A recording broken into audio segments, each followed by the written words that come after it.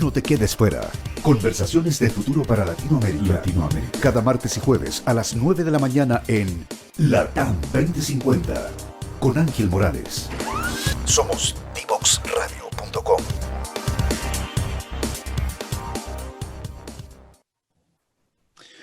Bien, ya estamos de vuelta con Pilar Parada, que nos va a acompañar hoy. Pilar, bienvenida. Muchas gracias, Ángel. Muchas gracias por la invitación y qué entretenido conversar de emprendimientos de base tecnológica. Sí, en ese sentido, comentarte un poco que hemos estado trayendo algunos emprendedores también, personas que están ligadas al mundo científico-tecnológico, así que felices de tenerte en LATAM 2050. Bueno, Pilar es bioquímico de la Universidad de Chile con un doctorado en biología molecular en la Universidad Autónoma de Madrid, y también en el año 2015 fue gerente general de la empresa BioSigma, galardonado con premio Aboni a la innovación en minería y metalurgia, y también es mentor en programas de incubación, aceleración empresarial. Fue parte del equipo MIT RIP Santiago, una iniciativa del MIT para ayudar a regiones a acelerar el crecimiento económico y la creación de empleo. Su principal motivación, obviamente, es incorporar la innovación en la solución de problemas complejos, y hoy estás en Fraunhofer, ¿cierto, Pilar? Así es, sí. Bueno, Pilar, cuéntanos un poquito de historia. Siempre partimos hablando de la historia del invitado. Hagamos un poquito de memoria de tus primeros pasos estudiantiles, laborales. Dale. Cuéntanos un poquito de ti. Sí. Mira, Ángel, yo la verdad es que podría decir que lo que me caracteriza es la curiosidad, ¿no? Como persona y como profesional. En general, lo que me mueve es la curiosidad por saber cosas nuevas, de cualquier índole, ¿no? Y entonces, por eso mismo, empecé estudiando bioquímica en mi época, hace muchos años atrás, no existía la biotecnología, así que empecé con la bioquímica, pero siempre pensando en cómo aplicar los conocimientos a la industria, ¿no? Entonces, por lo mismo me fui a España a hacer este doctorado que mencionabas tú en biología molecular en la Universidad Autónoma de Madrid, y me especialicé en levadura, ¿no? Pensando en qué cosa podía aplicar en Chile que fuera más o menos práctica, y no se me ocurrió nada mejor que la levadura, que es un modelo increíble, porque además tenía otro problema mío, que es que no podía trabajar con animales. Me revolvía el estómago la cosa de trabajar con animales, entonces el modelo de las levaduras era simple, unicelular, fácil de manejar, se demora 90 minutos en duplicarse, entonces todo bien. Y por eso, digamos, partí haciendo ese doctorado en biología molecular, que yo pensaba en algo muy aplicado, pero después terminó siendo súper de ciencia básica, y apliqué muchas tecnologías. Y te estoy hablando que hice el doctorado, lo terminé el 2000, el año 2000. Entonces, me tocó vivir un montón de momentos que fueron épicos, yo diría. De hecho, cuando partí, recién se había liberado el genoma de la levadura. Entonces, fui de las primeras personas que pudo clonar un gen, digamos, de la levadura, diseñando, digamos, los partidores para hacerlo, porque estaba la secuencia disponible. Y después, además, me tocó hacer tecnologías que en ese minuto eran súper de vanguardia, como la microscopía de 2 fotones y otras cosas así bien de vanguardia. Y la verdad es que me encantó. O sea, yo creo que mi doctorado lo pasé increíble en términos de desarrollo profesional.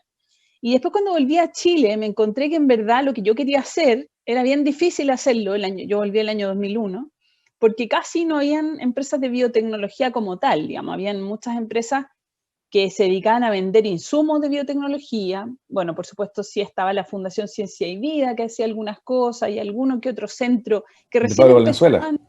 Claro, Pablo Valenzuela, que claramente él es de los pioneros en Chile en temas de biotecnología. Pero había poco más, había unos pocos centros, estaba Juan Asenjo con su centro de biotecnología y poquito más, ¿no? No habían empresas como tal que hicieran biotecnología. Entonces, ahí me metí en una empresa de desarrollo súper clásica, que es Valerina, que es desarrollo de productos de cosmética y de cuidados del hogar. Y me metí ahí pensando en aprender, temas como más de empresa, ¿no? Que yo había salido, tenía una carrera hasta ahí eminentemente científica, no tenía nada en mi currículum de gestión y tampoco sabía nada. Y con esa intención me metí me contrataron en Valerina y estuve ahí 1 año y medio, en verdad, y ahí me fui a BioSigma.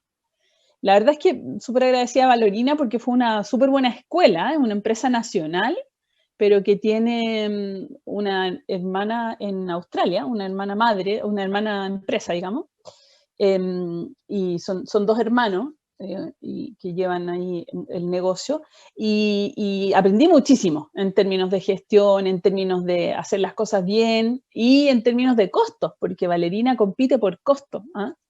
Entonces ahí como que me metí en la cabeza, chuta, para hacer biotecnología de frontera tenemos que insertarnos en las necesidades de las empresas también. Y eso para el 2001 era súper alejado. Yo hablaba con mis compañeros y me decían, chuta, pero ¿por qué te vas a dedicar a eso si tienes una carrera científica? Bueno, incluso mi marido, ¿no? Que también es bioquímico, él siguió por la carrera académica, digamos. Pero yo quería dedicarme a algo que no fuera la academia y me resistía a incorporarme a la academia. Entonces, bueno, ahí el 2003 llegué a BioSigma y empecé también muy entretenido porque fue un tremendo aprendizaje, 13 años de empezar, de hacer un ciclo completo de innovación también, ¿no? Porque el desafío que se planteó la empresa BioSigma en el 2003, que para lo que me contrataron, era para desarrollar digamos, tecnologías que pudieran incorporar el genoma en la minería. Esa era la visión, que tú lo pensás y es súper, súper revolucionario, incluso para el 2003. O sea, recién se estaba hablando del genoma humano, ¿cierto? Entonces, en verdad fue tremendamente una experiencia muy, muy satisfactoria y educativa para mí. La verdad es que me formé Además también. te tocó muy joven esa experiencia. Sí, sí, súper joven, tenía 33 años, así que ahí pueden sacar la cuenta cuántos tengo ahora. Y claro, efectivamente me tocó desde montar el laboratorio, totalmente de cero, o sea, comprar equipos, me acuerdo, los equipos de qPCR en ese minuto eran lo más novedoso que había en Chile, digamos. Y para qué decir, te compramos un equipo de microarray, de lectura de microarray, que ahí con la gente del CMM y con el director en esa época, Alejandro Mas, que es matemático de la Chile, diseñamos también algo súper novedoso y hicimos un microarreglo para detectar bacterias en terreno. Imagínate, estamos hablando de 2003. Y bueno, a partir de eso sacamos un montón de patentes. Hicimos 16 patentes que presentamos en distintos países, que daba un total al final, porque lo presentamos como en 11 países, como 170 y tantas patentes. Y bueno, el año pasado me dieron un premio por la mujer inventora del año, pero producto de esas patentes, te fijáis, de las patentes que hicimos en esos años, entre el 2003 y el 2007 más o menos. Un montón de patentes súper productivos, pero fíjate que no nos quedamos ahí, porque muchas veces uno dice hay que patentar para tener la licencia, etcétera. Y no, o sea, nuestra intención siempre fue llegar al terreno, ¿no? Llegar a la mina, ponerse los bototos, el casco y partir ahí a extraer muestras y probar que habían bacterias, etcétera. Y eso fue lo que hicimos en realidad entre el 2005 y el 2007, validar la tecnología. Y siempre lo comento, Ángel, porque a nivel de laboratorio, fíjate que fue una experiencia más o menos como de 5 años, desde el 2003 al 2008 más o menos. Empezamos el 2007 ya yendo a terreno, validando la tecnología. Y más o menos en 5 años nos gastamos $5 millones, o sea, $1 millón por año. Esto estaba financiado por Codelco, Nippon Mining y el gobierno de Chile. Y bueno, ahí se terminó, en esos 5 años se terminó, era lo que se llamó el genoma en minería, así se llamaba el programa. Pero después para validar la tecnología y pasar a terreno, al pilotaje, nos gastamos 10 veces más, $50 millones, ¿te fijas? En construir una planta de pilotaje, crecer bacterias a nivel industrial. Ahí te estoy hablando de 35 metros cúbicos de reactores que crecíamos bacterias en forma continua, para regar pilas de material que contenían cobre de baja ley. y extraer ese cobre de manera rentable y satisfactoria. Y esta historia terminó súper bien, yo digo porque pudimos validar la tecnología, por eso te decía lo del ciclo completo de innovación, desde la idea, el pilotaje, digamos, escalamiento y la prueba industrial, y logramos obtener mucho más cobre que con la tecnología convencional. Después, lamentablemente, por decisiones más políticas y prácticas, etcétera, y evaluaciones, digamos, más globales de terreno, esto no se masificó, pero eventualmente se podría haber hecho, digamos, porque los resultados fueron muy satisfactorios. Así que súper feliz, la verdad, de esa experiencia en Biosigma. Ahí tuvimos una experiencia coordinada con un equipo multidisciplinario, como te comentaba, matemáticos, ingenieros, químicos, bioquímicos como yo, ingenieros, todo tipo de profesionales que la verdad, metalurgistas, mineros, que nos nutrimos muchísimo del tema de la innovación. Y en realidad siempre yo decía, si bien no era un emprendimiento, porque no era una empresa pequeña, claro, en minería es difícil hacer emprendimientos porque los volúmenes de las cosas son gigantescos. Entonces era más una innovación que un emprendimiento, pero era lo más parecido a un emprendimiento posible, digamos, porque éramos una empresa, un joint venture de Codelco y Nippon Mining, teníamos una gobernanza aparte, digamos, tuvimos la posibilidad también de hacer mucho intercambio con los profesionales de Codelco y de Nippon Mining en Japón. Yo fui varias veces a Japón, intercambio cultural, y todo eso la verdad es que te forma como profesional. Así que te diría, y bueno, y de ahí ya me fui, aterricé en Fraunhofer, que es lo que tú decías. Nuevamente en temas de innovación, por supuesto, empresarial, y aquí el modelo Fraunhofer es algo que a mí también me encanta, un modelo alemán, de intentar ponerle tecnología, biotecnología en nuestro caso, al sector productivo, de manera de hacer que estas empresas que incorporen estas tecnologías tengan ventajas únicas, ventajas únicas porque están basadas en tecnología. Y ahí hago el link con el título de hoy día, ¿no? Que emprendimientos basados en ciencia, en innovación, digamos, principalmente en avances tecnológicos, es nuestro trabajo diario en Fraunhofer. Es cómo ligar esos dos mundos, ¿no? Pilar, ahí tal vez podríamos hacer un doble clic para quienes nos escuchan y no conocen Fraunhofer, un poquito de historia y contar qué hacen, cuáles son los proyectos en los que están involucrados hoy día, para que la gente que nos está escuchando y no lo conoce, sepa de qué estamos hablando. Sí, mira, nosotros en Fraunhofer hoy día tenemos dos áreas de desarrollo principales. Tenemos dos centros.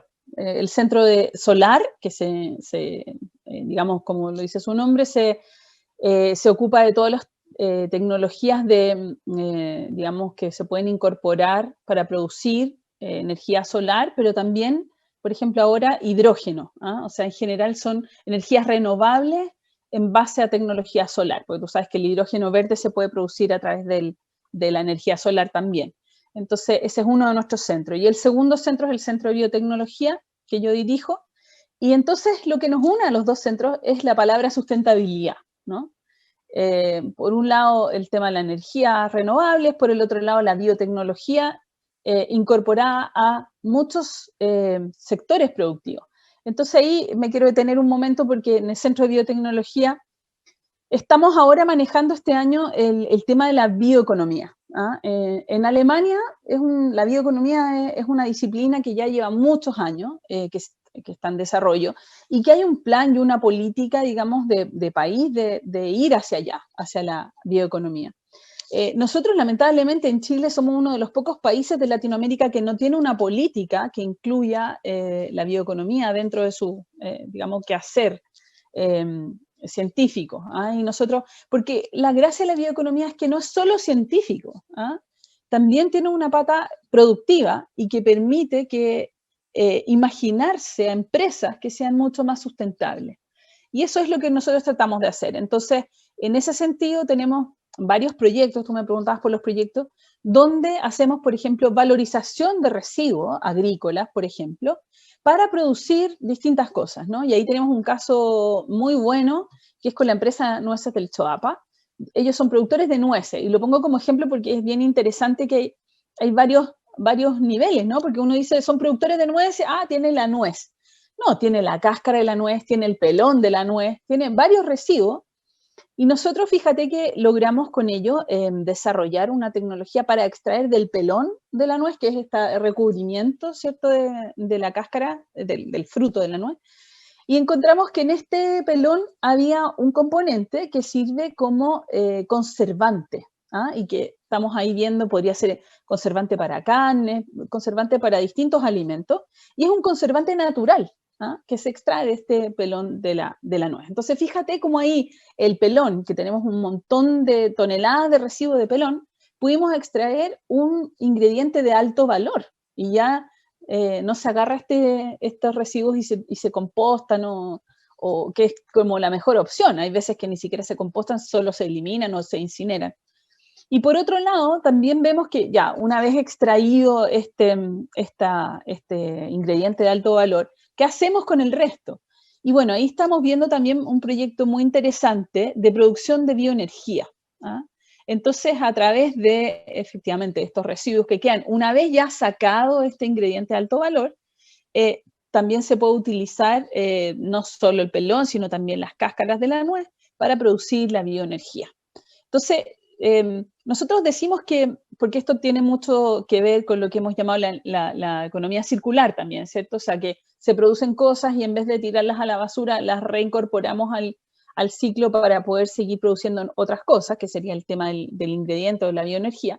Pero a nosotros nos gusta hablar de la bioeconomía porque es algo que engloba la economía circular. Digamos que la economía circular es un subconjunto, podríamos decir, de la bioeconomía. Entonces, creemos que la bioeconomía va muy en línea además con la posición actual de nuestro país, donde buscamos que las cosas sean más sustentables, no solo en términos medioambientales, sino también para la sociedad, para las personas, que tengan beneficios para las personas. Y por eso queremos ser desde Fraunhofer un impulsor de esta lógica de la bioeconomía, y ojalá llevarla a las empresas. Por eso te decía que nuestro principal, digamos, razón de existir es vincular estos dos mundos, el mundo de la ciencia, de las tecnologías, con el mundo productivo de las empresas, para hacer que las empresas chilenas sean más productivas, entreguen beneficios a las comunidades, al país, y también tengan beneficios propios, ¿no? Pilar, en ese sentido, preguntarte tu visión respecto de estos centros de excelencia como bueno, fueron una política pública, que fue una política pública a partir del cual también existieron otros centros como INRIA Chile, este instituto francés. ¿Qué te parece, metiéndonos un poquito en el mundo de la política pública, este tipo de iniciativas? ¿Te parece que debiesen haber más? ¿Te parece que debiesen ser diferentes? ¿Cómo lo ves? Me encanta que me hagas esa pregunta, Ángela, porque, a ver, mira, INRIA no es que existió, existe, igual que Fraunhofer. Claro, así es. Exacto. Mira, en un momento eran 12 centros de excelencia que estaban impulsados por Corfo principalmente, como una política, un programa de atracción de excelencia internacional se llamó. Y llegamos a ser 12 en algún minuto. Nosotros con Fraunhofer, con nuestro centro de biotecnología, fuimos el primero en Chile. Llegamos el año 2000. Y este programa duraba 10 años. Y nosotros terminamos el año pasado, el 31 de diciembre del año 2020, en medio de la pandemia y todo, terminó nuestro programa. Y fíjate que ahí yo tengo una visión bastante crítica de un poco de las políticas públicas, porque se pensaba que esto se iba a dar 10 años de apoyo del Estado y después esto tenía que ser sustentable. Y en ningún país del mundo eso es así. En ninguno. O sea, donde tú lo mires, en ninguno es así. Principalmente, y hay una razón de por qué no es así, es que si tú ahora, nosotros, por ejemplo, nosotros pasáramos a no tener financiamiento del Estado de Chile, que es nuestra situación actual. Nosotros estamos trabajando desde enero hasta hoy día 3 de junio con financiamiento de empresas, digamos, del sector productivo, pero también estamos apoyados por Fraunhofer Alemania. Tenemos algunos proyectos con ellos, lo cual nos permite, Ángel, no estar capturados por el sector privado, porque si no te transformas en una empresa y dejas de hacer innovación disruptiva. Y eso es así en todo el mundo. O sea, en el minuto en que tú estás capturado solo por el sector productivo, empiezas a hacer un tipo de innovación que es mucho más, que igual es necesaria, sobre todo para un país como Chile, pero es mucho menos disruptiva, es más incremental, o sea, es mejorar procesos, es incorporar tecnologías que ya existen, pero no es crear cosas nuevas, no es inventar cosas nuevas.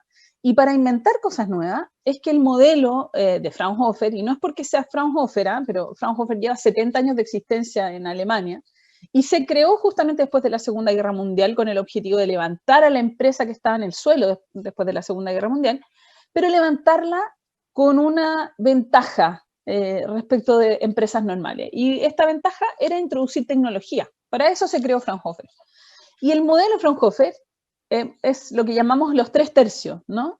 Que no es solo de Fraunhofer hoy en día. Lo tiene CSIRO, lo tiene los supercluster en Canadá, lo tienen un montón de centros alrededor del mundo, porque se han dado cuenta que ese es el mejor, o digamos, el modelo que equilibra las políticas públicas con los intereses privados, digamos, y permite aunar ambas cosas y hacer con el financiamiento público innovación de largo plazo, que sea independiente de lo que busca la empresa para hoy, porque normalmente las empresas buscan innovaciones para hoy, para mañana, en un corto plazo. Pero lo que te permite este financiamiento estatal es mirar a largo plazo. Y eso es lo que yo pienso que, bueno, el gobierno de Chile ahora este año abrió justamente, nosotros postulamos a un concurso que abrió la agencia, la ANID, la agencia del Ministerio de Ciencia y Tecnología, para seguir con este financiamiento basal por esta razón. Porque no es que nosotros no podamos, nosotros en este minuto llevamos 6 meses casi funcionando con, digamos, financiamiento privado, pero claro, no nos queremos convertir en una empresa porque dejaríamos, como te decía antes, de innovar disruptivamente. Pilar, es interesante porque probablemente en el segundo bloque profundicemos este tema. Hay una autora que tal vez conoces, que es Mariana Mazzucato, que habla de la relevancia y del rol del Estado en procesos de innovación, de desarrollo tecnológico. Y bueno, muestra diversos casos, entre ellos el vínculo de la NASA con SpaceX, de los más recientes, hacia atrás el desarrollo de la tecnología que está dentro del iPhone. En ese sentido, ya profundizaremos en el segundo bloque. ¿Cómo ves el rol del Estado en un proceso de desarrollo tecnológico desde países del sur del mundo como el nuestro? Mira, lo que dice Mariana Mazzucato es totalmente basado en evidencia, ¿te fijáis? O sea, lo que ella recoge es la evidencia de las experiencias positivas, ¿te fijáis? Entonces, ¿qué es lo que nosotros debiéramos hacer? Porque yo siempre digo, nosotros somos un país mateo dentro de la región, ¿cierto? Pero a veces nos caemos porque copiamos lo malo en vez de copiar lo bueno. Entonces yo efectivamente ahí mi llamado siempre es a nuestros legisladores y políticos encargados, y hoy día incluso a nuestros constituyentes, ¿verdad? Es a poder comprender cuáles son las experiencias, digamos, exitosas en el mundo y adaptarlas a Chile, porque evidentemente nosotros no podemos llegar y hacer un cortar y pegar en Chile porque tenemos nuestra propia cultura. Y ahí este fenómeno de querer traer un Silicon Valley. Y bueno, no sé si tú, a lo mejor tal vez escuchaste este proyecto que finalmente se abortó en Concepción, que era crear era el PACIT, este centro de investigación. Tal cual. O sea, mira, estas cosas no funcionan, y ahí yo te digo, nuestro ejemplo más cercano somos nosotros mismos, Fraunhofer. O sea, Fraunhofer, cuando trató de llegar a Chile y de poner un modelo exactamente igual al de Alemania, no funcionó. Porque a los alemanes les llegan a golpear la puerta las empresas para innovar. Acá en Chile no es así. Nosotros desde Fraunhofer tenemos que salir a buscar los negocios y a demostrarle a las empresas que podemos ser exitosos incorporando innovación. Y en la medida en que las empresas ven estos ejemplos de éxito, se atreven a innovar. Porque en general en Chile somos súper buenos segundos, no primeros. ¿Te fijas? O sea, yo creo que eso es algo que a todas las empresas siempre nos preguntan, ¿y esto ya se probó? ¿Y esto ya está en otro lado haciéndose? Y sobre todo lo que tú dices, ¿no? Les encanta a todas las empresas cuando nosotros les decimos, sí, mira, hay 75 institutos Fraunhofer en Alemania y nosotros te podemos traer esta tecnología que ya está aprobada ya incorporarla acá. Pero eso no es innovación disruptiva, porque no está basada en el problema propiamente tal de lo que pasa en Chile, ¿te fijas? Entonces ahí nosotros siempre, bueno, evidentemente para innovar y para hacer todos estos procesos hay que generar confianzas, ¿ah? Y esto es un proceso largo, nosotros nos hemos dado cuenta que al menos 9 meses entre que nosotros hacemos un primer contacto y cerramos un negocio interesante, digamos, en términos de hacer innovación adentro de las empresas. Entonces hay que tener paciencia y resiliencia, y en ese sentido creo que los chilenos somos buenos, ¿ah? Pero mi punto es ese, o sea, no sirven las experiencias digamos, prehechas, llegar y cortar y pegar en Chile nunca va a funcionar. Nunca va a funcionar porque nosotros tenemos nuestras peculiaridades culturales, etcétera. ¿Me fijas? Hay que adaptarse. Pilar, ahí vamos a dejar algo de este tema para el segundo bloque, que está muy interesante y vamos a profundizar justamente en temas de política pública futuro. Así que a la vuelta de esta pausa comercial, a esta pausa musical, vamos a estar conversando con Pilar Parada sobre futuro, ciencia, tecnología y cómo desde el sur del mundo también se puede innovar. Conoce las soluciones tecnológicas que están utilizando las empresas. Simón Oliveros conduce Conexión Pyme, transformando tu negocio. Escúchanos cada lunes y miércoles a las 14 horas en divoxradio.com.